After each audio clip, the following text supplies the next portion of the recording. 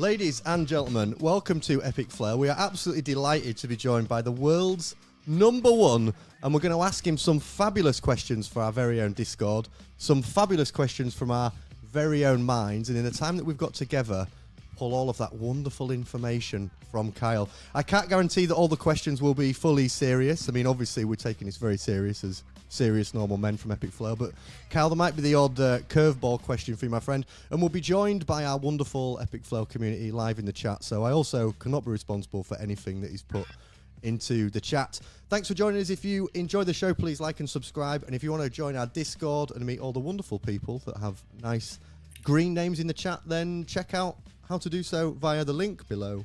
It's just $2.99 a month, and you help us make more content like this. Kyle, wonderful to see you again, my friend. Nice to see you How again, are you boy. keeping?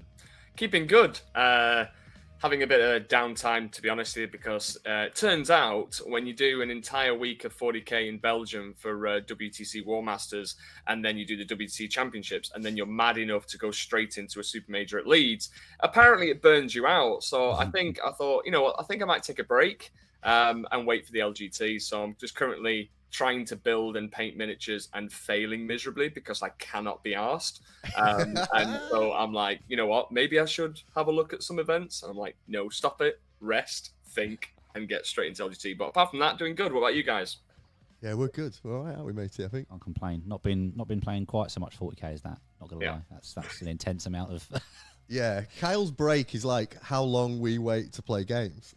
He's like taking a big break. Like, it's the same as most people. Well, to be honest with you, my entire Discord laugh and joke at my expense because they're pretty much convinced that either I'm A, a vampire, or B, I just don't sleep because I have a Discord and I'm constantly on it, and people around the world are like, aren't you meant to be in bed? And they're going, the greater good don't sleep. It don't sleep. Right, let's go, boys.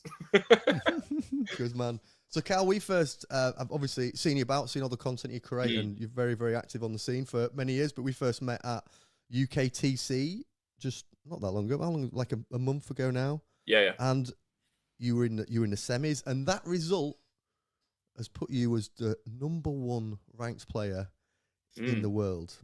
Yeah. Before we get into that, because I have a burning question around that. Sure. #1. We did ask our wonderful members of the Discord to prepare many questions for us, and there was one that I think will help set the scene. And it was a question that was asked a lot when we were doing the UKTC. A lot of the members were coming on asking the same question over and over and over again. So I don't want to miss the opportunity at the beginning of the video to really get this answered once and for all. We have, you as a Tau expert and now the #1 ranked player. So as a Tau expert, could you confirm or deny if Tau have lips? No. No lips? No. That's a curveball question straight away. Listen, it's a tough question. I was expecting, is it fishmen, or the cowmen, but lips? People kept asking at UKTC, and I was like, I don't know. I don't know if Tau have lips. Damn helmets on, and there's some dudes that are just like I don't know. Do you paint them? Do you paint them when you're painting the Tau? Do you put no? lips, I just do clever shading around the faces. I don't bother painting lips. And if people are asking this because they're trying to uncover if I'm a dweeb or not, and I like Tau with titties and stuff like that, the answer is absolutely not. I'm worried. That was definitely what people were trying to do. yeah, absolutely don't care. So if you're trying to pin that on me, get out of here. No, I don't have those models with Tau rifle with big boobies. No, not for me. Yeah, good gun, fast gun. That's what I like, and that's it. Let me ask you a serious question then, mate. Cheers for entertaining me there for a second. Honestly, how does it feel to be ranked #1? How big a deal is it to you, and how long has that sort of quest been on your mind, if at all? Well, it's okay. So it's like that famous quote. It's like, it means everything and nothing. And I'll put emphasis on the nothing part. Like, we live in a world in 40k now where it's highly competitive, and whether you're ranked first or last, it doesn't matter. The quality of 40k players now is far exceeded the ones of the past. So it is, at the end of the day, just a title. It is just a little bit of a bragging right to say I'm sitting on the throne, but at any given moment, someone can take it from me. I wasn't focused on being #1. I didn't even expect that I would be in a position to be #1. Last season, I finished something like 19th in the UK, and around about like in the 40s or like low 50s in the world. But my goal or my journey has always been self-improvement and getting to that consistency. And this year just happens to be my year of consistency. And through the consistent results that I've generated, I've been in a position to be number one. So it's happened by surprise, but all I've been focusing on is my game plan, my consistency, and that's all that matters. I'm getting rid of all of the hype. It would be amazing to me and my business if I was to win the overall ITC. Of course, I'm not going to deny. But the moment I focus on that is the moment that I will become distracted and I will lose that consistency because I'll either get too giddy, too excited. I am a bit of a cheeky chappy, as you know, by the stream, but I like to focus on what I am doing and don't care about what anyone else is doing. Just focus on what I need to do to get there. So yes, I'm going to be pursuing that number one and keeping hold of my throne. But I know a lot of good players out there: Josh Roberts, Innes Wilson, Jack Tite, Nassim Fuchain, that will have something to say about that. And I want to be challenged. But I think for those people out there that are thinking, "Oh, how did you do it?" My journey is just focusing on consistently improving and using my experience to actually push me to that next level. So I'm currently at that next level because of the year that I've had. And I suppose, like I've said before on a lot of my YouTube videos, having a community around me, around the Pure Tide program and the business that I've built over the last year has definitely helped propel me to these new heights. So I owe it to both community and all the work that has been put in over this last year. Yeah, good on you, mate. Powerful answer.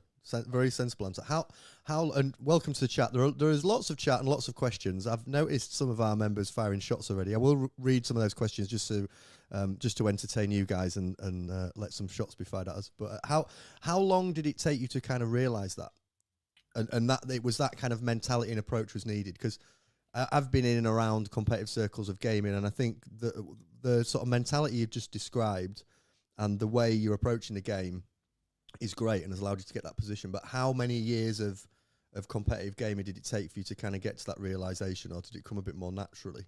So I'd say I was a late bloomer because a lot of the early days was quite a volatile 40k.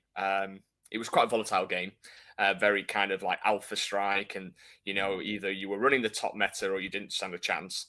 And me, being a faction specialist, never had the chance to really push through that ceiling. But now you're seeing a lot of faction experts being able to push through the ceiling because the game is a lot more balanced. So that has definitely helped. But I think from a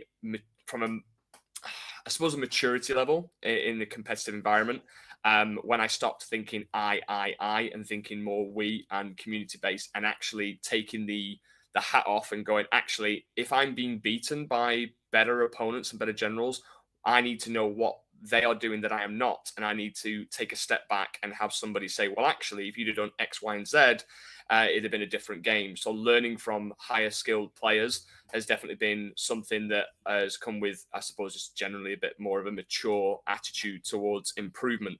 And I think for me, it was my early days going against Team England players, and we used to play at Stockport, and I used to get my ass handed to me by Team England members like Tony Chu and all the big names, Josh Roberts. And it was just, I was so transfixed on thinking that I could beat them, or I'm at 3-0 on day one, I could definitely do this, and then getting curb stomped and being like 3-2 after the event and feeling quite deflated. And for me, I didn't stop to ask why. I was just beating myself up and trying to figure it out all on my lonesome. And I think with the way that the game's evolved, there's a lot more community, a lot more content available to people, and genuinely an emphasis on sportsmanship and fair play and that kind of greater good, if you will, on the overall game, then I think that's definitely helped. So I think for me, it's been over the last, I'd say, 2 years.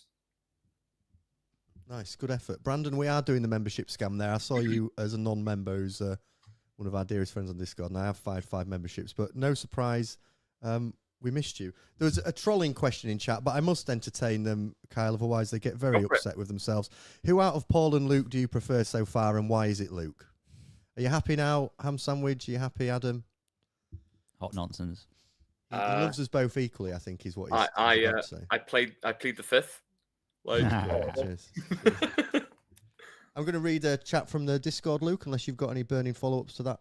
No, the only thing I was going to say is I really like the growth mindset sort of approach, the not really pinning your hopes and dreams on one specific outcome, and just the idea of pursuing progress as an idea is really, really good. If you think about it this way as well, we are, I'm going to say grown men, but we're grown adults playing a toy game, right? And if you just take a step out of the kind of like why we do the hobby and the enjoyment and the tournaments and everything like that, we all have professional lives that we have been taught something that's conditioned on getting results. And a lot of like managerial stuff is all about focus on the behaviors and the outcome will look after itself. I got that shouted at me by a iconic area manager when I worked in the phone industry. And he's an angry Scotsman, and he sat me down and was like for hours, and he would trying to get me to solve this problem. And I was always results-based focused. And he was like, "You're thinking about it wrong." And he said, just focus on the small behaviors and you will get the outcome, or the outcome will look after itself. And when you stop and think about all your professional like careers and the things that you do, there's going to be things that are built into your subconscious and your actual processes that you do for a living, but you don't associate with for the rest of your life. So that thing of focus on the behaviors and the outcome will look after itself can apply to every aspect of your life. And I know it sounds corny and cheesy, but if you apply any skill set you have on a professional level into 40K, shock horror, it kind of fits. So it's that, like you said, that results-based focus will come, but really looking at yourself through the mirror and thinking, what do I need to change to get to that next level? What is my pitfalls? What are my barriers? What are my skill sets? What do I need to improve on? If anyone else has a better strength than me, I want to obtain that knowledge from said person to become better. And I think that in general definitely resonates with TAO players because the greater good, as I've joked about, but just genuinely as 40K community goes, there's a lot more of that kind of reaching out and that shared like kind of ideas and approaches to the game. It's why I love when new people join the game because they have a fresh perspective. And you've got people like David Gaylord, who when he joined, he came from Magic the Gathering and looked at the game completely differently. And it's like these people that are joining, like also Matt Laura, who's part of the Vanguard Tactics, who went for his first proper tournament. And it was LVO and he came second. And then next year he won it. And he's only been playing 40K for like 18 months. I mean, think about it. It's that different outlook at the game. And I think that's definitely something that us veterans need to be aware of. And in order to improve, you need to embrace change. Absolutely. Have you heard of Huberman podcast? It's a bit. I haven't. Huberman. Huberman, yeah. I haven't. You said Huberman. Huberman. Yeah. Sorry, no, you did say Huberman. He's a very clever man. He talks about the mind, and one of the podcasts he did was about exactly that focus. Then they did an experiment a study on young adults that were focused on results versus focused on the journey and progress and these small things. And not only were the results better, but their well-being was significantly better than the results-focused group. Yes. I did a video about that a while ago, didn't I? Focus on the journey, not the end goal. I would say it would cut down on stress, and maybe if that was true, I would have a lot more hair on the top of my head. But for whatever reason, I lost that at a younger age. But I've got this glorious ginger beard to make up for it. It's just going down, mate. Don't worry about it. Yeah, it's going down under, yeah. So a bunch of really good questions from the Discord. Timbo asked, genuine question, which is always a good start to a question, just to reassure that it's genuine. How does he approach matchups that he knows will be super unfavorable? What's the thought process or strategy to not only play the game, but also manage the element of doubt in a potentially losing position from the start? Fail to plan to fail. So take the game in that I had that you guys streamed. It was unfortunate for you to stream such a game from my perspective, because that was an archetype of list that was one of the things that I was dreading going into. And Jack Tight is a phenomenal player with his faction of choice. He's not a meta chaser. He's always played Sisters. So for me, if I was going at, say, a lesser opponent or someone that maybe would make mistakes due to either fatigue or not knowing my army, then I could have capitalized on mistakes within the fundamentals of the game to give me at least a fighting opportunity to win said game. So if you're going into unfavorable matchups, you need to make sure you plan for 1, the mission, Two, how you're going to be achieving points, whether they be secondary points or primary points, and then also really keeping a razor sharp eye on your opponent's positioning, deployment, choices within games to be able to find opportunities. And the easiest example I can give to you from somebody who has planned and somebody who has not is that 40k has changed drastically with just one addition, which is secret missions. People that plan for secret missions will be able to easily flip a bad matchup into a winnable matchup. People that haven't are throwing away points, and you cannot afford to throw away points in such what we call now a more balanced game of 40k. You think it's as balanced as it has been because of that secret mission element? It's the most balanced 40k, and I've been involved in the cancerous years of 40k. We're talking, I started in 3rd edition, and then we experienced formations and Piranha Rama and Riptide Wing and Eldar. It's just, I've been there, done that, and I've literally had Vietnam flashbacks. So, 2-up saves, Screamer councils, all the lot. And I think it is definitely a far better, more tactical game, more focused on decision making and actually being able to do tactical plays to reward you and make you feel that you are playing the game. Are secret missions completely balanced? No. Do there needs to be some improvements? Yes. But as a starting point, if you versus them, the Gambits, Gambits, they were awful. But now the secret mission is giving players that opportunity to not feel like, oh, it's done, turn 1 and 2, I'm not going to be bothered, I've wasted all this money, come to an event, and I'm just getting curb stomped in the first couple of turns. That cancerous game has now gone away, and GW, and obviously with Josh Roberts behind the helm and the balanced data slate, is making continuous improvements to improve the game that we love. So yes, it is balanced versus what it has been. Can it be improved? Of course. But right now I'm super happy as a competitive player and just generally as a person who loves the game in itself. The Offensive Brainbug from the Discord kind of asked what you've just answered there. He wanted to know, is it in the right spot competitively, or do you prefer some of the simplicity of 8th or the increased complexity of 9th? So you kind of answered it, but does 10 sit at the kind of the number 1 spot? Is this the best, most balanced version of 40k you've ever played? Yes. And I think that the only thing that GW need to work on, unfortunately, they are constrained by, distribution and stuff like that. Things that us as customers don't really see and don't understand. And I think the only problem at the moment is that as a forever evolving landscape, for some people that love a faction that they have to wait until 2025, I'd be pissed off. So it's that kind of catching up with everybody else that seems to be enjoying their new codexes. And if you're one at the bottom of the barrel, it feels like you're just being prepped for a new edition, and they need to speed up with that. And then it would become perfect. If everything was released in a very succinct manner, then that would be great. But we live in a world where GW have got to make money somehow, and they can't just release everything at once. So unfortunately, that's the nature of the beast. But I do generally feel that the game is far better than what it used to be. And if they could just fix that, like the new show of the reveals was, should we just say, way below par. It was crap. And I think that's disappointing. But they're not always going to get everything right. So I think, without going on too much, I think if the codexes had a bit of a fairer release scheduling, then it would be better than it already is. Great answer. Lads, keep your questions coming in the live chat. We've got all of the ones that we've taken from the Discord, and I'm going to keep jumping into the live chat. So Telly Novelli asks, really interesting question here. So you've obviously been in the scene for a long time. You've seen all those different editions. You've seen that competitive side. How have you seen a change in behaviour and attitude off the back of programs like Pure Tide, off the back of programs like VT? Have you kind of seen this like professionalization and that having an impact on player behaviour? Absolutely. And even though I'm no longer part of Vanguard Tactics, I was with them for a year. And I think what Stephen Box and the Vanguard Tactics team have done for the game is both commendable and absolutely trend-setted a new way of changing it from just a boys and the toys to actually getting closer to that kind of professional esports mentality, but in the right way. And I think that there is always going to be people out there that are the win at all cost players for whatever reason. And there's always going to be people that will use this new sportsmanship or this declaring intent as a way of just kind of still, bullying players that maybe don't thoroughly kind of want to play to the competitive level, or just don't really understand, or maybe a bit nervous to communicate in the way that most top players will do. So I think that the sportsmanship is something that I've seen a massive change in.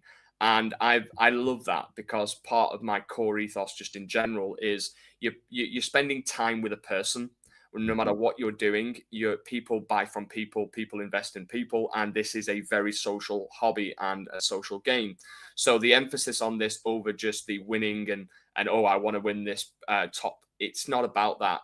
I would much rather play 5 great opponents and have sportsmanship moments than 1 and 4 really sweaty, taxing and emotional games.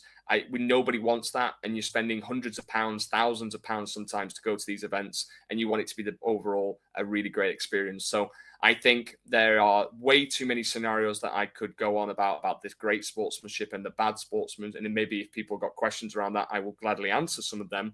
But just in general, I think going to a table and introducing yourself and finding out about the person, and then having that clear communication at the beginning to how you want to play the game. And when issues do come about, you can then refer back to your initial goal between each other, which was, we said we were going to have a really clean game. We don't want kind of any awkward moments. And, let's just communicate throughout, and prevention is better than the cure. And I think the sportsmanship really adds to that. And, the advocators that started it, the VT, and then lots of other channels like myself and Art of War and every other kind of like team that really follows the general health of the game and wants it to be better and bring in new people, will always advocate that above anything else. And one last thing to add on that, you ask any top player what the top levels of 40k is like, and it is literally just like me and Jack playing at that top levels, whether it's Vic VJ, whether it's Nassim, whether it's all these top players. They will always present the best versions of themselves because they want the hobby to succeed. They want it to grow, and they genuinely love being tactically challenged and not just winning a game because of a gotcha or something like that. So that's the thing of the past. Now it's all about the future. And that's why I think the streams are so important. This is what I've been chatting to Zach about, was chatting to players about the UKTC, that getting those players on a stream is such a good thing to like showcase it, like get out and show the community what the game's like at a competitive level. Because Kyle, you've been around long enough to recognise, I would imagine, recognise some of the tensions that have existed, and that's where I've been, I guess, more critical of some of those programs, in a fear that what I think could be problematic for the game is almost like a multiple tier system that feels like a bit of a boys' club. Yeah, and you want anyone to be able to rock up to a tournament and have a great experience and great event. I agree with you that those models and programs that really instill that mentality and philosophy in a player is great. Like, how can that ever be a bad? Helping someone enjoy the game more and be a better opponent is never going to be a negative path. Yeah. At the same time, it's got to be a welcoming process so that people don't feel like they're left behind or outside of that circle and getting that information. There's got to be the community's kind of got to champion that message a bit, haven't they? Because Simon has said in the chat, declaring intent is the most important, is the most BS thing in the game right now. But like, I think you're right. I've seen you play, Kyle. I've seen how you conduct yourself at the table, and I watched Jack for multiple games, was streaming those top games, and there is just a level of conduct that can occur at those tables that just cuts all of that nonsense out. Whereas when I've done streams, I've got players on from a lower bracket. Some of the stuff you see, like, that's a bit wild. That is, and that's where the tension appears and people start to upset themselves. Yeah, and I think I know that right for the declaring intent is BS. It can be BS if it's not managed correctly. I've had moments where a player has kind of gone, caught it at the fact rather than after the fact, and done his entire turn. I'm just about to jump into mine, and they've gone, Kyle, just a quick one. I've made a big error. I've left this stupid sword sticking out here. Do you mind if I just not? And I'm there going, of course, that's fine. But I've also had on the flip side, when I've already done all my movement and everything, someone's not even talked to me, not even had the balls to come over to me and say, I've made a mistake, and then just moved the model, which I've then kind of gone, hang on a minute, mate. I've lined up everything and spent 15 minutes on my clock. You put that model back, what you're playing at, son? In those rough kind of words. But it's like, I am challenging a bad behavior because that's unacceptable. If you'd have had the guts to come over and say, look, I made a mistake, I'd like to rectify that, then you know what? I'm probably going to make a mistake too. But it's all about declaring intent and then being honest and open and communicating what's going on. It's a very complex game right now. It's meant to be simple, simplified, not simple. Huh?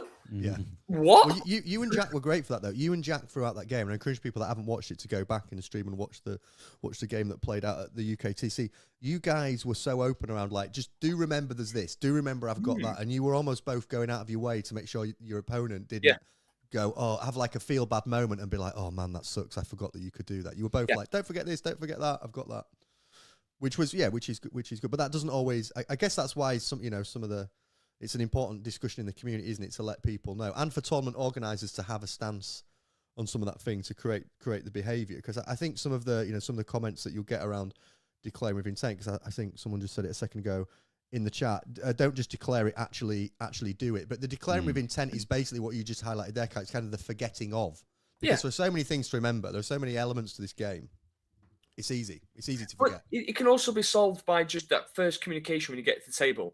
There's nothing wrong with me turning. Let's say if I go to the opposite of what I displayed with Jack and turn around to the table and said, hey, we're going to have a really good game. And I really enjoy playing this way. And the way that I like to play is I'm not really bothered about declaring intent. We live and die by the decisions that we make. And I want to play a super efficient game. I'll tell you everything you need to know now. And if you ever need to ask anything throughout the game, that's your responsibility. And I will gladly help you. But I don't want any takebacks. I'm not going to ask for any takebacks. And I want to play strict down, raw dog in 40k. You make a mistake, it's on you. That's absolutely fine. I'd turn around and be like, cool, let's do this, bro. Or if I'm saying that, then I expect the same to be said back. Not a problem. If you want to play that way, you're not going to be victimized for not doing the sportsmanship. You've set the criteria at the beginning of your first interaction. That's all it is. Everything else is pointless talking about it, like declaring intent, because if you just established at the beginning, then you know what kind of game you're in for. Done.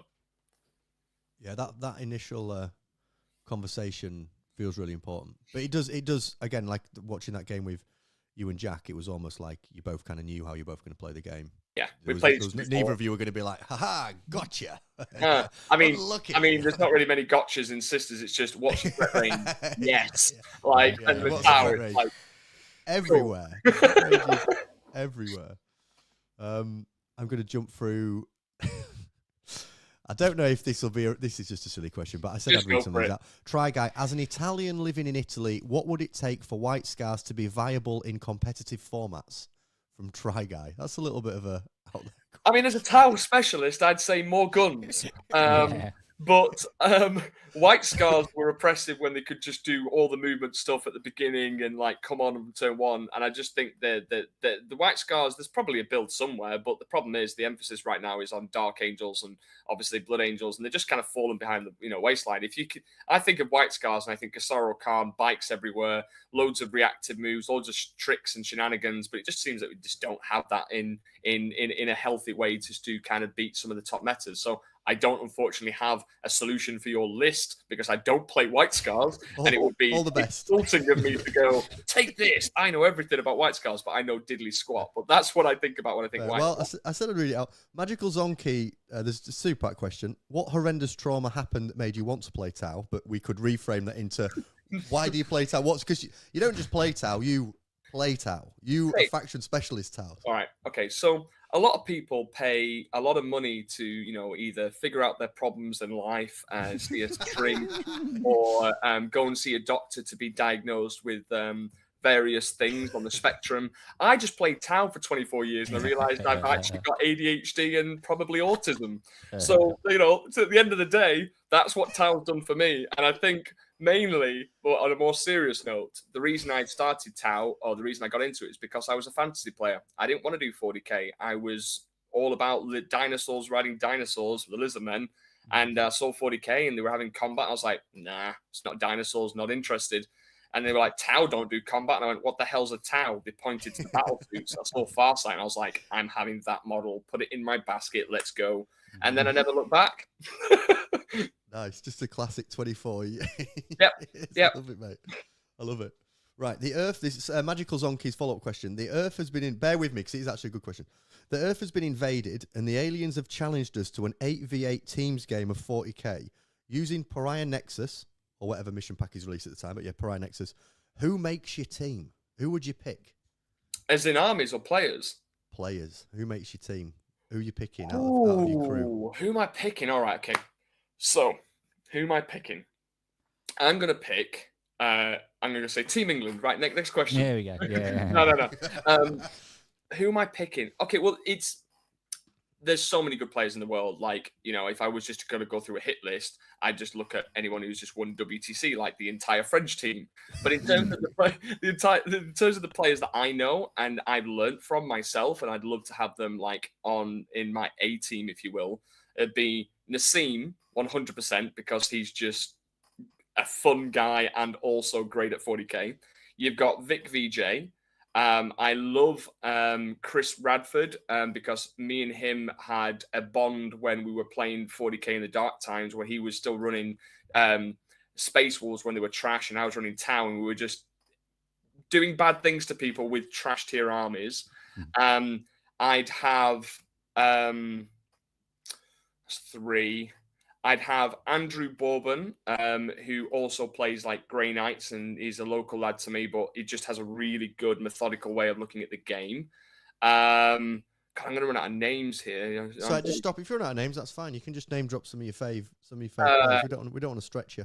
Boris Muschev from Bad Moon Cafe. Again, I learned a lot from Boris. We're watching him playing a game in a final. Just the way that he approached the point system and everything like that was he sat down for like 10 minutes, worked out from turn 2 to turn 5, and then just moved a few World Eaters models, then suddenly won the game by 3 points as predicted. And I was like, what? And then some international favourites. I'd love to get on Richard Siegler as my fellow Chasso out there. I just think, again, phenomenal player.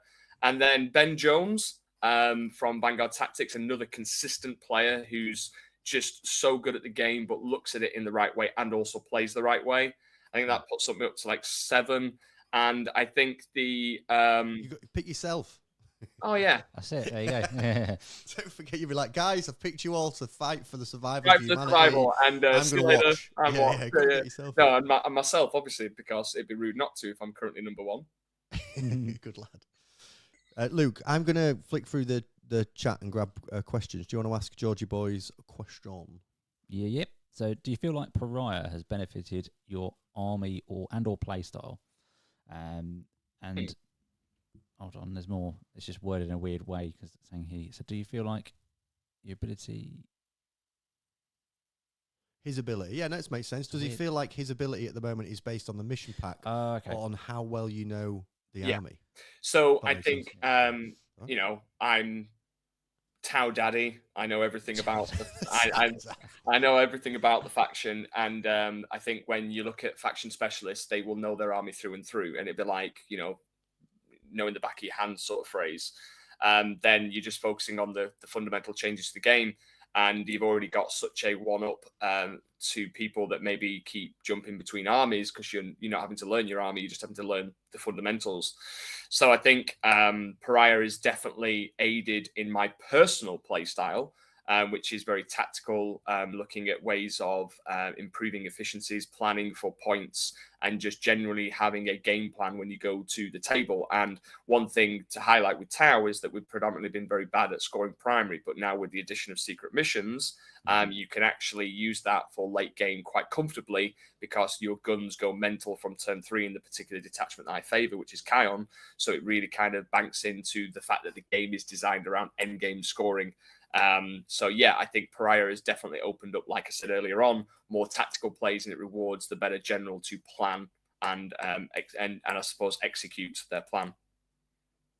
Nice, good answer. You've really got me thinking about secret missions. You should. I don't want to mention secret missions too much because Tom, who's in the chat, one of our boys, Tom Hampshire, had a game against Liam on Tuesday where I think, Tom, you will probably give us all the details in the chat. I think he was something like 45 points up as they went into the bottom of turn 5, and then Liam in one turn secret missions and just grabbed a bit more primary and did his secondaries and won the game. So I'm going to give a little present to anybody out there now thinking about secret missions and highlight a mission that you don't see in a lot of tournaments because it's just rubbish, is the ritual.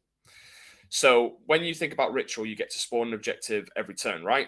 Turn 2, turn 3, turn 4, turn 5, and you're both just going to spawn loads of objectives and get primaries. the natural way the game goes is that I get primary, you deny me primary, I deny you primary, and we get to keep it level, right? So if you've both done that action and done the actions throughout the objectives and you've denied each other, you're both on 40-40. Yeah. So what happens is if that's going to be the case, sometimes you'll both just do secret mission because you're on neck and neck and you can both do Unbroken Wall. At the end of the game, you go, I've just got 3 objectives here and I've got Unbroken Wall. Awesome. What prime are you on? 40. What are you on? 40. So whoever's secondary cards fucks the other person basically loses. And if my secondary cards are better than you, then great, I win. So rather than leave that to chance, the best way of tackling this, and this is how highly competitive players are thinking about the ritual, is turn 2, I will spawn an objective. Turn 3, no, I'll just let you spawn them. You're ahead on primary. Thank you. Right? I'm doing secret mission. You can't do secret mission now because you're ahead. And then I'll just do Unbroken Wall. So I'll finish on 40. I'll just constantly deny you. And then I win rather than even factoring in secondaries. So Anthony Vanella, John Lennon, when we're at WTC, we're all talking about this because World Eaters player, Vanella was just like, you spawn the objectives for me. Thank you. I'm going to run at you, kill you, then die, spill my blood on the objective, and it's mine. So I'll let my opponent do all the hard work, and I'll capitalize on that hard work. So that is a prime example of somebody planning for a secret mission, and the person not planning it is going to immediately find themselves unable to do a secret mission and suddenly be massively down on primary. Loses you the game. Yep. You're opening up this other whole can of worms around just how complex 40k is at that level. Because there are like the secret missions element, that is a whole new ball game you're kind of playing there, right? But why is it complex? Why is it complicated? Everybody has access to the rule book. Everybody has access to 40k players generally don't read good. And I mean this in the most polite way possible, right? You may be able to read. Not just 40k. But what you do is you read the first bit and go, oh yeah. No, it's like if a girl gives you a name in a loud club and you're like, yeah, I heard, and you're like, oh, I forgot a name. You're like, oh, I can ask again, and then they tell you, but then you're too busy over talking them, and then you've not heard the name again. How many times has this happened?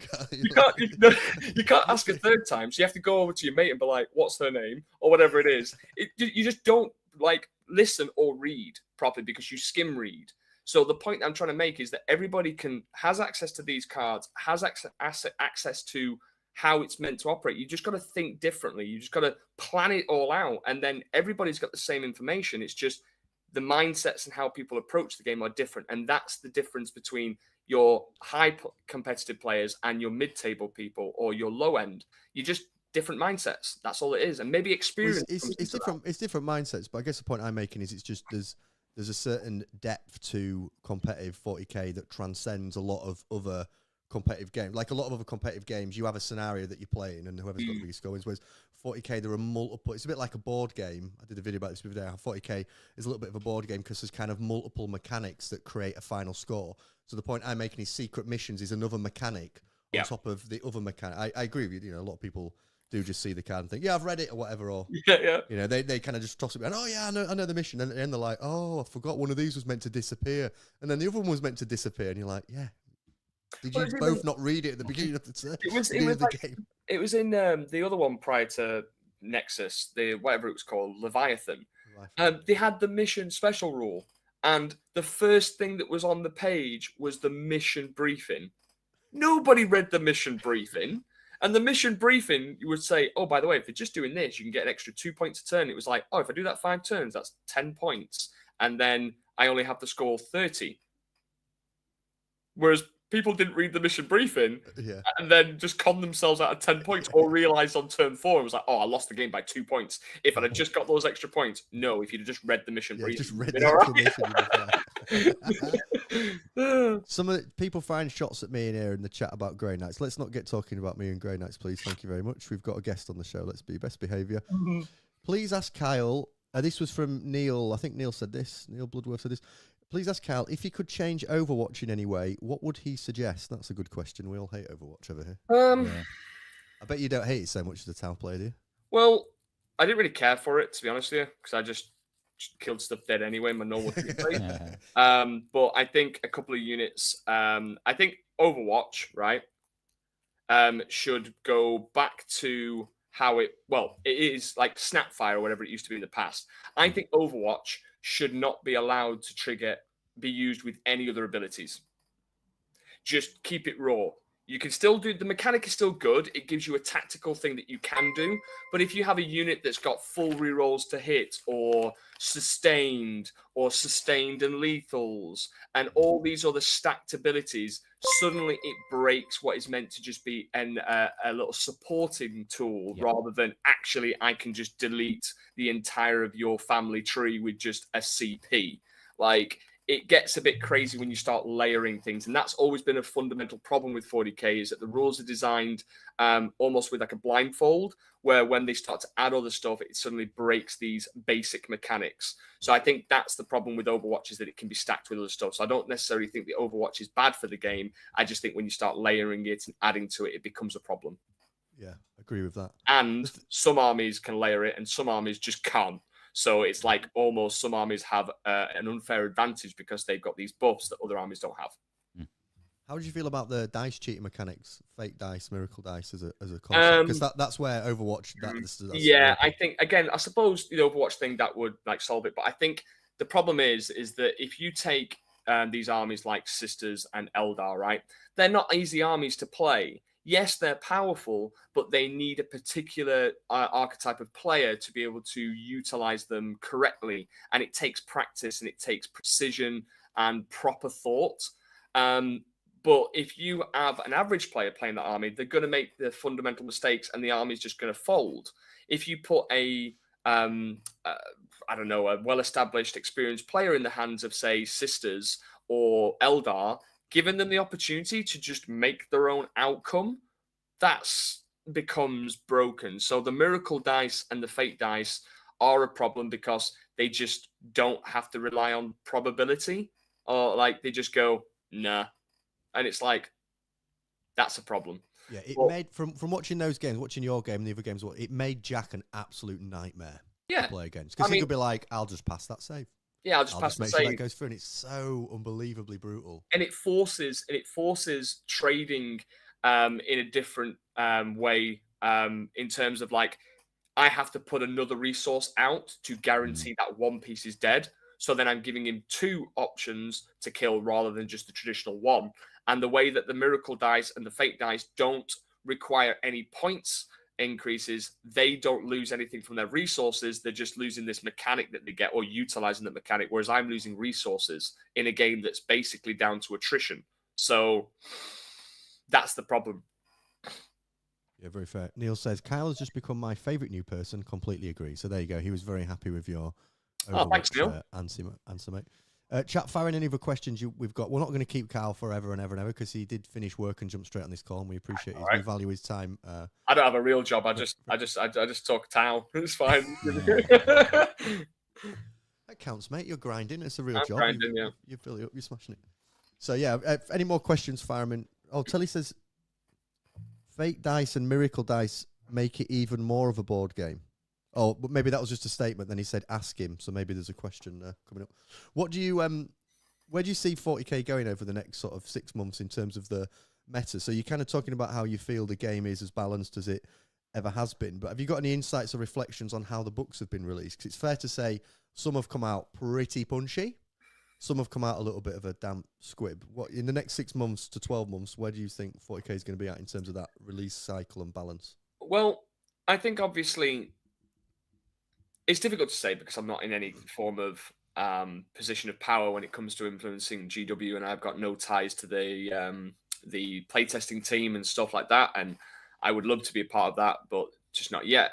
But if it was, from what I've seen, them hiring people that actually are heavily invested in the game and opening up to wider communities like the WTC reffing team and the playtesters around, and then obviously hiring Josh Roberts, ex-captain of Team England, has really sped up the process of evolution, because they are now employing people that are actually on the ground level, not from sat in an office thinking this is how it's played, but actually in reality it's not. So I think that's always going to be a staple, and it's going to help GW evolve faster than they ever have in the past. But I think the learnings from what's happened over the last, say, year is that, yes, they need to address the release scheduling for armies, and they also need to maybe sit down and look at who is writing the rules and have, if I try to think about it from a business perspective, if I was in the position of power to influence the people that are writing the codexes, I would try to have a standard set across all the codexes, because it feels like some armies absolutely are just disgusting, and then some are like meh. And you got to think about it from a consumer perspective. You imagine if you've been that. Imagine if it happened to me. I know I'd still play Tau, but that's the one army I've invested a lot of my time, energy, and money into. And if they've, excuse the phrase, but it, and I'm like, oh great, well I now have to wait for whatever, and I'm disappointed upon release. You can't, in any other industry, that wouldn't be acceptable. It wouldn't. If your favorite meal at a restaurant came out and it was just undercooked, or you wouldn't be acceptable. So why is it acceptable with this product? Now, the good news is that they're very fast to fix any issues with the balanced data slate. But that's 3 months. That person's been waiting and waiting and then been disappointed. So that needs to be looked at from the top before it goes to print, and so on and so forth. And I think that's all going to come with just the what GW have already demonstrated to us, that they are learning, they are trying to make it a better game. And I think just we're going through teething problems, but if we fast forward in 4 years' time, I don't think there'll be any of these issues whatsoever. But it just takes time. And that's the thing we've got to appreciate and respect, even though we get angry and we're very opinionated when it's not our business. And I could give all the opinions I want, but at the end of the day, no consequence to me, right? But there are people there that, who work in GW that will still love the hobby and still want to make it better. And I think GW are going in the right direction. They just need to obviously make sure that they are learning from everything that happens. So, yeah. Yeah, fair. This might be a bit of a challenging question, but I'm going to ask it because you're a sound lad and we've met, so I don't think it's going to ruffle your feathers. You kind of mentioned there the importance, because I guess it's like a double-edged sword. Like, you mentioned the importance of GW being tuned into the competitive scene and having people that are in-house at GW, but also engaged in the competitive scene. What are your thoughts and reflections on those play testers being able to compete competitively and, take golden tickets and get in those final games? Do you think that's a fair trade-off for the positives that you just mentioned, or do you think that's going to be a challenge for GW? I think it's going to be a challenge. And I think the problem is it's like a lesser of two evils at the moment. At the end of the day, if we didn't have these playtesters, we wouldn't be in a position that we are in today. So you've got to look at it from that perspective, in terms of everything that we are currently enjoying is because Games Workshop have chosen to bring on people that are heavily influencers within the game space. Is that going to be a consistent thing forever? Well, no, because GW, without pushing the capitalist button, they are buying absolutely everything. They are owning the space. They've taken over the BCP rankings. From Frontline Gaming, they are heavily investing into everything. And in the next generation to come, they're going to own every form of data, stat check, Goonhammer, the whole lot. And then they're going to have it all for them without the need of playtesters. And then they're going to bring people into the fold that have worked with them through this playtesting and through these avenues that they're going to explore currently behind the scenes. So there won't be that in the future. There won't be these people that have playtested, got all the information, and then, being able to go, well, I know what's coming. I've got an NDA, but it's still going to help me in my tournament play. Unfortunately, we can't change that. And it's always going to be a problem currently. But, I mean, I could go into like specifics, but I don't want to kind of shine away from some of the success these people have had. Yeah, but if you look at me, look at Jack Tite, look at any of the other players that are currently in the top echelon of players. We're not player testers, and we're still doing well, and we're still beating people that have got this information. So is it that much of an issue? No. And do I really think about it? No. Am I bothered? No. It is what it is. Deal with it. Just focus on your own game and your own improvement. And that's it. And unfortunately, that's all I can say. Great answer. In the grim darkness of the far future, there is only Games Workshop brands. Pretty much, yeah. You won't be going to Morrison's for your food. It'll be Games Workshop app will order it for you. Everything, they'll It'll be control it all. Warhammer, Uber Warhammer, or whatever it's bloody called. There'll be everything. You'll be sat there at your home just ordering your Warhammer models through Uber, whatever it be. Everything will be GW. Oh, great answer, mate. Cheers for taking that question on and answering it. The other one where I think there's kind of like I've seen it play out, and I'm seeing it play out. There's a video that I'm going to do in the next week about something that I found online around chess clocks and a bit of a chess clock scandal that took place that I want to do a video on. But like, how do you see that tension play out around the use of chess clocks? 'Cause I saw you and Jack playing. You were both really comfortable with the clock. There was no tension points. There was no drama. You're both very, very used to, comfortable, know what you're doing with the clock. And you would put the clock on Jack's and be like, I'm just going to get a sig, mate, but you know what you're doing. I trust you. I don't need to stand here and stay at the board. I'm off. I mean, it was on stream anyway, but you were super comfortable with Jack.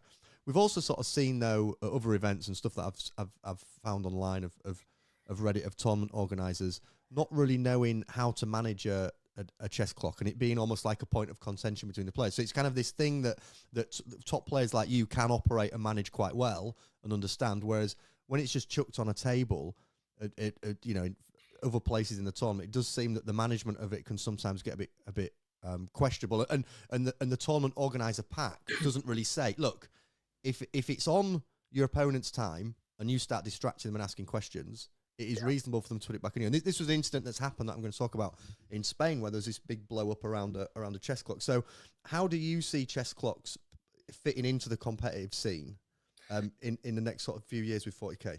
So I think chess clocks are mandatory, and I'll stand on that flag because it is also one of the biggest learning curves of my, should we call it a career, if you will, is that, I have been a notoriously slow player and I still have some time issues, and I'm not going to shy away from that. It's one of my biggest kind of bits of feedback that I've had from the Team England process, is that you've got a lot of players out there that are known for various things, whether it be allegations of cheating or whatever it is, and that stigma will follow them around for life.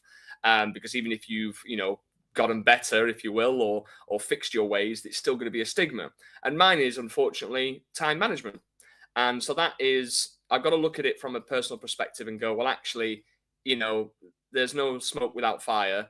And learn to improve and fix that. So I think in 40k, if you strip out everything that we have to know and do, the one important resource is time. You've got 3 hours between two players. If one person's had 2 hours and one player at one, they're at disadvantage. It needs to be an even setting. There is actually a rule set out, but unfortunately, with the transition between the ITC being the predominant body of 40k and now it's GW, there is actually an ITC code of conduct that says if one player requests a clock, it has to be used. Simple as that. But people don't know about that because the new generations, it's less talked about than it was in the past. But the ITC code of conduct states that exact thing that I've just mentioned. So I think chess clocks are a topic that can go round and around and around. And you've already highlighted some instances where the communication's broken down, and it causes a problem because, one, we've already talked about at the beginning. One of the things that we talked about was like communication at the beginning, which is important. But shit goes sideways when something happens in a game where it's really hairy and you're like, oh, and then people are frantically pressing the clocks and it just gets a bit chaotic. And that's where you're less nice and more like tough and just sweaty, and it's just such a headache. And I think clocks, when used correctly, are amazing. And 9 times out of 10, Tio walks over and like, is the clock there? And you're like, yeah. And then they walk away and you're like, don't worry about it. Don't worry about it. It's fine. The clock's out the window. And the guy's like, that's my clock. I'm like, oh shit, sorry, I'll buy another. Sorry, mate. But I think it's there as a deterrent to people like gaming you, or I've had instances in the past where without the chess clock at one LGT way back, like one of the first ones, it was like he got to complete his turn 3 and he was so slow because he had 120 plague bearers, and the game ended and I was like, oh, I didn't get to do all of my army thing. Well, I guess I lose. So it's there as a prevention, and all you need to do is stick to your guns and help each other out. One of the problems like that I experience with clocks, especially in the game with me and Jack, is that sometimes you just forget to put it on the opponent's time. And I'd lost like 9 minutes or something, and I was like, oh, and Jack was like, it's fine. And we both knew. You guys were fine. You guys were great on the clock. I watching that game, I thought you two managed to clock. Yeah, very we sensibly did. and kind like it. There was no clock. Well, yeah, because we knew that it wasn't going to be an issue. But if we'd have known we was going to go down to the wire, then we would have had to be more attentive to the saves and things like that. But a lot of people will choose to not misuse the clock intentionally, but choose as and when it's flipped over. So, for example. Oh, it's my turn. Yeah, don't worry about saves. It's fine. Just roll them. But then when it's down to like 7 minutes each, it's like and then I had one scenario, War Masters, where I was doing that, and then he was rolling his dice before I'd even had time to click it over. I was like, hang on a minute, slow. So I think it's just, again, beginning, have a talk about the clock, make it a part of the game as if it was your codex 100%. or your templates or your dice, and be like, look, have you used the clock before? Do you know how it's used? We're going to use it just so that we make sure this game is fair, that we're both having the same amount of time. And do you know what? If we manage this correctly between us, we probably won't need it. I don't want to clock you out, but if you are going to take too much time, then I am going to enforce it, and I will help you and remind you that you're running low and stuff like that. If there's anything that I can do to help you when it's your turn, I'm a free set of hands, whatever it is, let's work together. And I think if you combine the I suppose the sportsmanship with inclusive of the clock, you're not going to have an issue. But when you don't, and then it suddenly becomes an issue, then yeah, of course. And TOs have a hard enough time anyway with the job. It's a thankless job. They don't really get paid. They're doing it because they love the rules and stuff. And they don't want to be going every game, going over to these players and being like, well, stop putting ownership on me to make a decision for you. They're just going to go hard dice down. You sod it. If you're not happy, get out. But the clock allows them to at least have some sort of safety net for them. And I think even in packs like UKTC, it says start a clock at 1 minute 25 because it leaves 10 minutes of just getting to your table, setting up the terrain, having a chat. So they are in the packs, just people probably don't read them. So, yeah. Yeah, great answer again. And I didn't know that about your personal journey or reflections on clocks. I'd seen it on Reddit and thought that's a good thing. But so that wasn't a veiled question or anything. But like, did you find that process made you a better player? Yes. And what was it that got you? Because we joke about that at the club and stuff. People have joked about with me when I'm playing. I just take ages. And it's particularly when I got back into 40k again. It would just take me a long time. I didn't want to do a crap turn. I didn't want to just do something and be like, oh great, I've lost the game turn 2. Such an important turn 2. So well, all turns are important, but sometimes on turn 2 where you're like, I could absolutely bollocks this turn. If I get this wrong, I've lost the whole game, and you do want to take your time. But did you find that being a bit sharp with that got you better? And what was it that you did to force yourself down that route? Yeah, so I suppose it all depends on the army that you choose. So, if you're choosing orcs, then I'm not just doing a dig at orc players, or world eaters, it's unga bunga, right? I have precision. I have precision in what I do. I'm not just going to aimlessly run at you. But the key mechanic of my army is very centered around, I'm just going to have a poker thing and I'm going to push my army at you and let's go. But armies that are very complex and have a lot of layers to them, and people will always bash on Tau being like, oh whatever, you're too slow, but it's like we've got to set up multiple things, guiding units, multiple firing lanes, multiple resources in case something doesn't go our way. And then the guiding mechanic is just heavily worded and stupid anyway. It should just be dude points up for other dude to shoot better, thank you very much. But like there's all that kind of stuff with Tau. I've always had those little complex intricacies that take a very methodical approach, but you can't spend, if I had 5 hours per game, I could play everything perfect, but I've not. I've got an hour and a half. So my learning journey was, I'm a creature of perfection, but I was taking too long, or I was second guessing my gut instinct, and I wasn't just going with the flow and actually just going, right, you've got X amount of time. That's all you can do. Whether it's perfect or not, you've got X amount of time, which leads me on to my part of the answer, which is I practice with the clock and set myself times of, I've got an hour and 25 minutes. So I want to do 10 minutes, 5-minute deployment, 10 minutes turn 1, 15 minutes turn 2, 20 minutes turn 3, 10 minutes and 10 minutes. And then leave myself some leeway gap for if I want to go outside for a cig and just decompress, walk away from the table, come back. reanalyze the game state. And one of my challenges this year that I talked to a good friend in the scene is that to overcome the, opinion that I am maybe not great on the clock or can improve my time is to always finish a game with 5 minutes left. So that is going to be my personal goal this year, to try and have 5 minutes at the end of my clock and be like that kind of thing, yeah.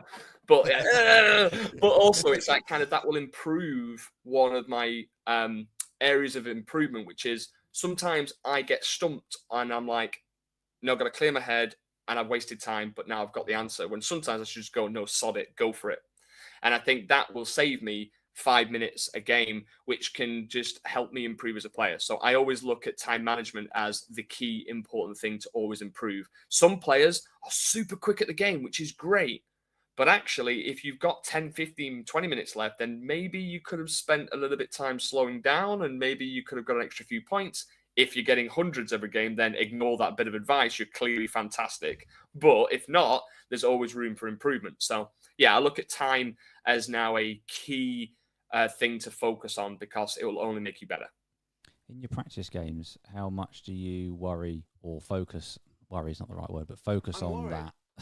Focus on that time thing, because what you touched on there was an interesting piece of advice that I shared on a video I did about chess clocks and getting quicker at the game, which was just do a thing, because you can always, my 2 cents was, you can always then reflect after the game and spend time after the game working it out. Obviously, in a tournament setting, that's not necessarily the luxury of doing that, but in practice games, I've always tried to advocate just do something quickly and then worry about it afterwards. Do you take a similar approach, or do you try to be a bit more cognitive during the game? I do. I think practice games are a bit weird one because sometimes they're over a few beers and you're just like chilling at the pub or whatever it is, because I have a local gaming club in Leeds and we just like to drink and eat and play games.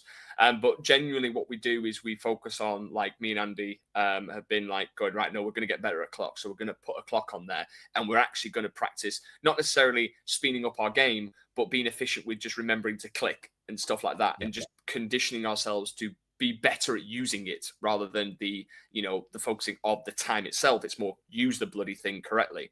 But also in terms of like what you were saying, just do a thing. I like speed hammer. So a lot of the practice and the coaching that I do within like my Discord for like my paid members is that I'm focusing on, sometimes when you're setting up a practice game, you don't need to play the full game.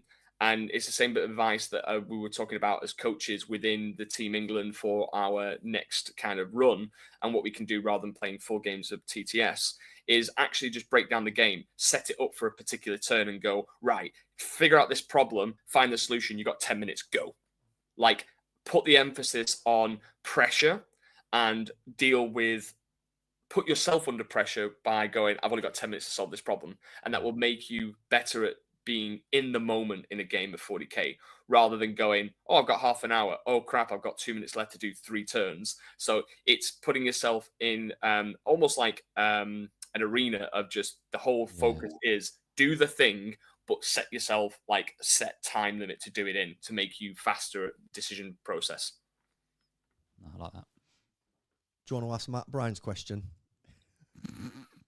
I can't. I'm not singing that. What would you do if your son was at home crying alone on the bedroom floor because he's hungry, sleep with a man for a little bit of money? I'm sure there's a line missing from that, by the way. First off, I eat all the food too. I'd be really confused as to why I have a son and how the hell did he get in my house? And crying, it's not my problem. You're not my son. All right, there we go. Last one. While we're on really inappropriate questions, I'll keep going with a follow-up from Matt Bryan. Shag, marry, kill. Ragnar Blackmane, Harold Deathwolf, and Crom Dragon Gaze. I have no idea who any of those people are. They're Space Wolf characters, aren't they? I have no idea. He says if he can't answer, then he does not like 40k. I clearly don't like 40k, Cal. I mean, this is probably going to be... This answer will be clipped and then shared on so all I heard was Ragnar Blackmane. Ragnar Blackmane, Harold Deathwolf. Okay, so I'd kill Harold because he sounds like a cunt. Don't say the C word. Oops. You can bleep it out. We'll come on your channel now. We'll come on your channel and do the C word. Whoops. And then Crom Dragon Gaze. Yeah, he sounds like Who's a that? stand-up guy, so I'd marry Yeah, him, he's and good then I'd hop on the good foot and do the bag thing with Ragnar. Yeah. Good lad. There was one last question from the chat, 'cause I'm aware of time, mate, and Don't worry about I said it. we wouldn't roll you over now. What's your goal for LGT? There's 800 players this year, so obviously, like, it's the biggest tournament of the year, right? I imagine it it'll would be the be- biggest. Bigger. They did a Facebook post the other day sharing another pallet of terrain being Yeah. prepped up. It'll Getting- be unless it breaks the 1,000 players plus, it'll be the second largest event in the world. Nice. Zach's focus is to make it the largest event in the world out of beating LVO. But yeah, my goal. Look, I don't feel pressure, but I'm usually quite composed and very kind of focused. But I think the LGT is going to be huge. And with the balance status slate, there's probably going to be launched either on the week of list submission or maybe next week if we're lucky. There's going to be a lot of frantic 40k players running around like headless chickens. So I think for me, I just want to be consistent like I have been. And I think it's going to be easy or extremely difficult, because the problem with the LGT has always been that sometimes you can get through to the top cut or high positioning by just playing nobody, or you can hit every single top player back to back and you are absolutely mentally distraught. So me and Innis, and obviously Innis is coming for my title this year. He wants to dethrone me, as his comment on Reddit is. But me and Innis last LGT were sat on the 3 and 2 table, crying into our Lucasades, going, "What happened?" So I think my goals for LGT is obviously I'm still going to go for the top cut and above. That is something that's well within my capability to do so. But a lot of things need to align. The pairings, the list building, and obviously the balance state is going to be a massive part of that. So it is anyone's game. And I also think from last year's Liam VSL winning it, there's going to be a lot of international contingencies coming over. And I would pretty much bet that the French are going to come and invade and be like, well, we've just won WTC, so we're just going to ruin your day and take the LGT as well. And then they'll probably go to LVO and do that as well. It'll just be the French going around going, so I think there's going to be a lot of top players internationally coming over, which is going to spice things up. So it's going to be a very, very, very, very highly competitive event. So my goals, if I can be Mr. Consistent and hold up to the name of Commander Puretide, then I'm definitely going to bring the pain and thunder. I've got some spicy lists cooking up, but it all linchpins on the balance data slate. Yeah, fair, mate. TTB says, I take chess clocks on dates and my family dinners so everyone gets a decent turn. So there's lots of support for chess clocks. Imagine that. You're sitting down with this lovely girl that you met. Oh boy, whatever you're interested in. You're like, sorry, mate, you're out of time. You clocked out, off your pop. Right, you're done. Yeah. Make sure you pay someone on a date is great. Way out, yeah. Should we roll to see who talks first? Yeah. Oh, yeah. I want to bring back an old bit of the might, yeah. Steal the initiative. Get out. Yeah. Imagine it a really crap date and you're just using the entire time to just talk at them and be like, hang on, I haven't finished. I'm sorry. You're going to have to... Oh, sorry. Yeah, and she just presses pause and be like, sorry, Kyle, can you stop talking about Tau? I'm off. Yeah. Kyle, do you always bring your models on a date? Kind of right, so what I've brought... Oh, she's not impressed. Pull out a tiger shot. Quick, paint the lips. She'll love it if we paint the lips. Oh, funny. On a much more serious note, of course. How, just to get some insights into the work you put in, like how often do you change and tinker your list? So if you think about that list that you did so well with at the last UKTC, did you finish that and go, brilliant, there's my list? Like, difficult game into sisters there. Or do you leave and go, what can I change? What can I add? What can I take out? What can I tinker with? I made that list when I was pissed in Mechelen. Well done. Yeah. I was at a bar on Sunday night after the breakdown of the whole event. We were all just like getting drunk and it was great. And then I was like, oh, hang on a minute. Oh, God, I've got to submit my list. And I got 5 minutes to submit the list and I had like loads of variants. I was just like, that one. And I submitted that one. And then the next day I looked and I was like, oh, I've only got one form of anti-tank. I hope I don't go into sisters. You're like, what row? Ruh-roh, semi-final, bam! Me and Jack off mic were just chatting to each other, and I was like, yeah, I think you win this, mate. Yeah, he's like, yeah, I don't. And when you guys were like, oh, a bit of psychological warfare, me asking him about the golden ticket. No, that was me genuinely saying. That was so funny. I said you to were Jack, like, ooh, big golden ticket on the line here. I was like, have you got a golden ticket? He's like, no. I was like, well, when you get this one, right, we can room together and we'll be good. I've already got one. I was just like, yeah, cool. But then we're watching it back. He's like, psychological warfare. I was like, no. It was genuine. I just winded him up. Funny. Oh, good lad. It was fun watching you on that game. You had a good. You did have a good bit of energy. Good bit of banter with each other. And yeah, I'm glad you watched it back and listened to us trolling. Although we did try and stay fairly quiet, to be fair, on those finals games. Me and Telly Novelli kept it to minimal chatter and just let the players kind of hear what they're doing and no, I like what you guys are doing, because I think I think because obviously we live and breathe 40k, and when I watch a lot of streams and stuff, and there's some fantastic ones out there, you know, like War Games Live. There's just a pinnacle of changing the way that streams are seen and done. But there is always that kind of like fine balance between too much talking and people in the audience are like, oh, just shut the hell up. I just want to listen to the players. I'm here to learn. And I think, you know, yes, it's important to keep that kind of conversation going from your chats and your live chat and keeping the engagement going. But I think letting the players doing the talking is definitely something that you guys are, you know, good at doing. And I think you continue that, and it'll definitely help a lot of people learn from the people in front. It's just our chat's so aggressive with me. I tend to just keep my head down. Do you know what I mean? Yeah.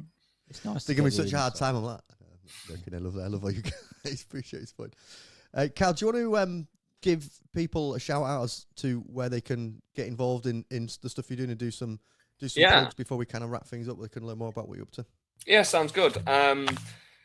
So I run a business called Pure Tech Program, and I do my marketing and everything on my social media in terms of mainly YouTube. So you'll see a lot of videos that are focused around obviously Tau and some of my lists and some of the performances that I do.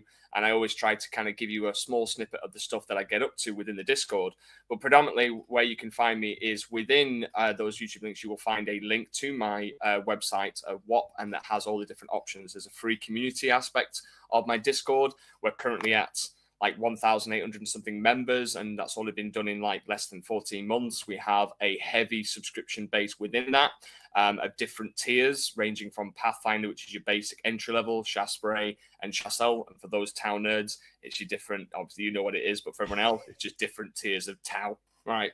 And then we do various things like live content. I really like to engage with people, hence why I'm all over lots of YouTube stuff. I want to get to know the people that I'm talking to, and I focus all of my content live so that people can ask questions and actually talk to me rather than just constantly watching videos and having to kind of digest all the intricacies. So there's something for everybody at different affordable levels. And then obviously I do my coaching that's private at the moment because I'm only one man. And as much as I don't sleep, I do like to occasionally have a life outside of 40K. I say occasionally, but you can obviously reach out to me and do one-to-one private coaching. But that's genuinely, my business is set up around helping any players from any level, whether it's intermediate, veteran, or beginners. And there's going to be a lot of stuff that I'm going to be focusing on in the next couple of months in creating packages and should we say, courses for people that are coming into the game and giving them everything that they need to know in an easy, condensed package. So there's lots of elements of the coaching and the teaching that I do over in the Pure Tech program. And it would obviously humble me if you want to come and join. If you want to just support, like the normal, like, subscribe, comment on my YouTube channel, and come and get in part, you know, come be a part of the community that's been growing over the last year. And, you know, it's very important to me that what I'm doing grows in the right way, and it's organically grown over the last 14 months, and it's given me a new quality of life. You know, I am doing Warhammer 40k for a professional living. What the hell? Like, if you'd asked me 5 years ago, I'd have laughed. But you know, it's amazing that this hobby has transformed so many lives, including my own and many other people out there. So, you know, getting support for that and feedback to improve and evolve is always important as well. So yeah, come and join me for the ride, and I promise you, you will not be disappointed.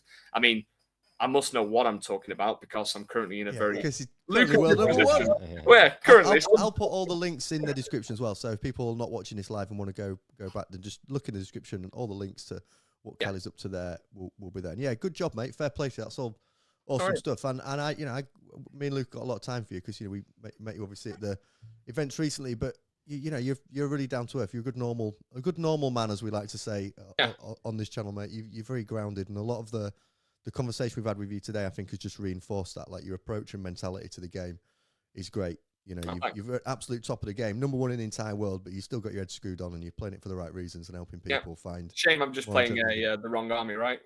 Yeah, and it's also a shame you couldn't answer the question about the lips. So TTV has said, poll on the Discord around Tower Lips, please. We want you to come back on the show, Kyle, and report back on what this whole deal with the lips is. Look, if I know anything about how the internet works, there's going to be a goddamn picture of me with a blue face, a line down the middle. Oh, it's going to be. Yeah, it's going to be there. It's inevitable. Like, anything happens. It's like, just get it over and done with, right? Yeah, we've got some excellent Photoshop people on our Discord. Oh, well, they'll be tickling up all sorts for you. They'll find you. They'll hunt you down like Liam Neeson.